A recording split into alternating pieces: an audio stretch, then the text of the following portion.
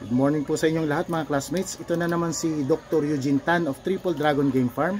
At dun sa nagtatanong ulit kung paano po ang ginagawa namin sa water vaccination, ganito po yung ginagawa namin.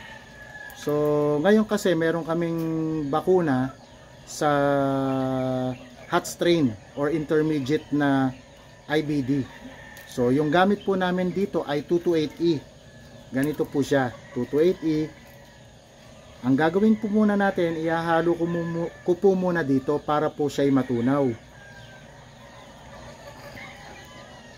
So ito po ang itsura niya mga classmates, ganito po. Ayan. So nilalagay po muna yan dito sa diluent, no? So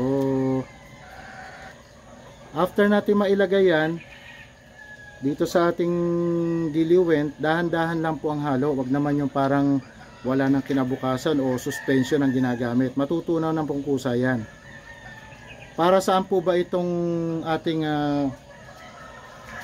binabakuna na 220? Ito po hindi lamang para sa sa prevention ng IBD or infectious bursal disease, kundi ang importansya po kasi ng IBD, siya po yung nagre-release ng mga memory cells na kailangan para po maging maganda yung mga susunod nating pagbabakuna.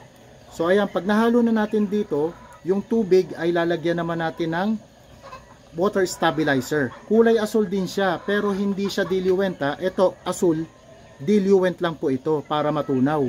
So ganito po ang itsura ng ating tabletas. Ganito po. Asul po yung loob niyan. So parang ganon. Ang tubig po magkukulay diluent din, pero water stabilizer siya. So dalawa po meron sa market niyan, Neostab at saka yung Sebamune. Okay, so paano natin ihahalo? Una po kailangan ma-determine po ninyo na yung tubig ay kayang maubos lamang ng 2 oras, kasi hindi pwedeng matagal at hindi pwedeng bilad sa araw. Dapat din po nauhaw na yung mga manok natin, mga sisiw natin. Kasi ang mga Texas po at yung ibang mga manok, mahirap po silang mauhaw. Okay, so ganito po. So i-shake nyo lang ng ganito, ganto lang. Huwag masyadong mabigat ang, huwag masyadong ganun. No, ganyan lang. Pag tunaw na yan, ito po ang itsura ng ating paglalagyan. So ito may water stabilizer na yan para po mawala yung mga impurities, yung mga harmful chemicals na galing sa tubig, lalo na sa deep well. Kasi sa pagbabakuna po, madali po kasing masira ang bakuna, kaya kailangan natin ng water stabilizer. So ganito lang po ito, hahatiin ko lang sa dalawa. Paalala lang po, itong 2 timba na to, ito po ay kayang ubusin lang ng 2 oras maximum sa buong farm na namin yan. Ganun lang po dapat.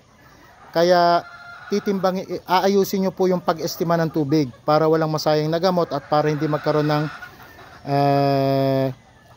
underdosage. So hinahati lang po namin ito para equal po yung ng bakuna, yung distribution. Okay? Pagtapos niya, nahahaluin lang yan dahan-dahan, no? Dapat malinis yung tubig, malinis yung kamay, no? O yung panghalo ninyo bago ilagay sa mga container at sa ibang mga painuman. So dahan-dahan lang ang halo. Tapos yan, pwede na pong magsimula ng bakuna. At pagkatapos po magbigay niyan, pwede na po magpatuka o magpatuka bago po ibigay ang bakuna.